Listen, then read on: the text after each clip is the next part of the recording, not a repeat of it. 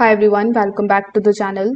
In today's video, I will show you how to fix the Whirlpool stove F9 error in 2026. So the F9 error code often appears when the control board cannot confirm proper door lock status. So you need to check for misaligned door position, food debris near the hinges, damaged latch alignment, and obstruction preventing full closure.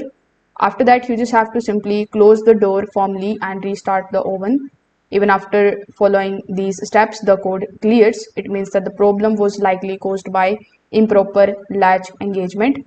If the door appears normal, what you can do is you can just simply turn off the power at the breaker, and then you can just simply wait for about 5 minutes.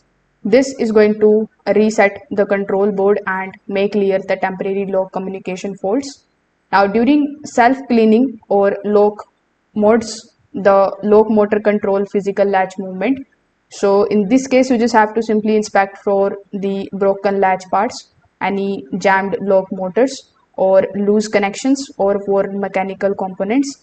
A failed latch system is one of the most common E9 causes. So repair or replacement may required in that case. So if the latch system works correctly but E9 still persists, the control board may be failing to read the local signals. So persistent E9 errors may require professional board replacement. So if this video helped you out, make sure that you like this video and subscribe to the channel. Thanks for watching.